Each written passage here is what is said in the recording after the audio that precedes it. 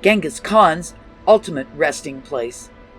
Many people have tried to find it, from archaeologists who discovered Genghis Khan's palace to a Chicago attorney who led an expedition to 60 closed tombs near where the Mongolian warlord is said to have been declared emperor in the 13th century. This hunt is for both history and fortune. It's unsure whether any of the tombs discovered inside the walled burial area are those of Khan, who died in 1227. Legend has it the Mongolian troops were slaughtered after returning from his funeral in order to hide the tomb's location. According to Mongolia Today, great artifacts from every region of Genghis Khan's huge empire were buried with him. And if we can figure out what was buried with him, we may be able to write a new chapter in world history. Many people believe that page will be written sooner rather than later. That's because of an innovative new method of searching for the tomb from space, which explores large swaths of sparsely populated, undulating Mongol country. A revolution in global exploration is enabled by ultra-high-resolution satellite imaging.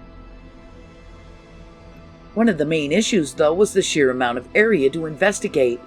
The size of Genghis Khan's kingdom, which began in the early 13th century, when he united Mongolia's warring tribes, is mind-boggling. Khan's armies conquered territory from China to the gates of Western Europe at the turn of the century, first subsuming all of what is now Mongolia, and then spreading across Asia on the might of Mongol conquests. Many believe Khan's final resting place is far closer to his power origins, in Mongolia, near the location of his palace, which was located some 150 miles east of the country's present capital. That made the scope of the search, covering such a vast area, very intimidating. Albert Lynn, who has been described as a modern-day Indiana Jones, and been pictured riding horses over the Mongolian plains, wrote, "This is a needle in a haystack dilemma where even the appearance of the needle is unknown." So Lynn and his colleagues at the University of California, San Diego, outsourced it to the general public, challenging an online crowd of volunteers to pore through satellite imagery to attempt to site Genghis Khan's tomb, an archaeological riddle of unknown characteristics commonly thought to be hidden somewhere within the region. In collaboration with Nat Geo, Lynn's team created a montage of more than 84,000 tiles, spanning some 6,000 square kilometers, and debuted a virtual exploration system in 2010.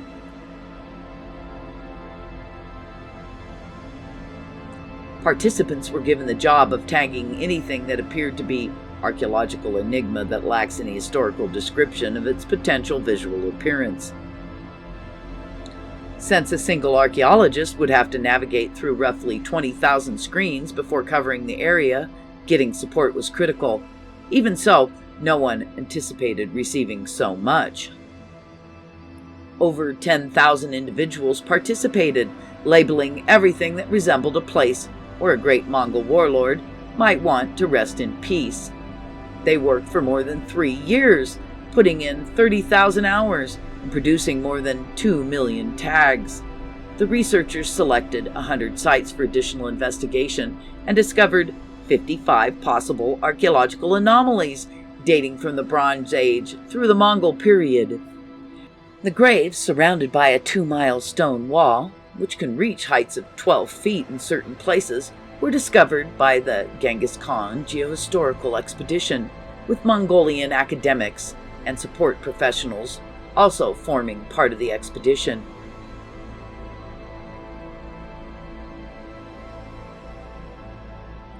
"20 of the 60 unopened tombs were discovered at a height of around 600 feet above, another 40 or so in a lower location.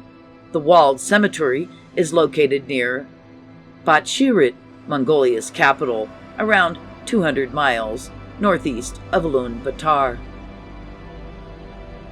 However, the search is hindered by several variables that are specific to the search for Khan's tomb. The Mongols are adverse to outsiders ruining the nation's holiest monuments. In fact, the location where many people believe Khan is buried is one of the country's most hallowed sites.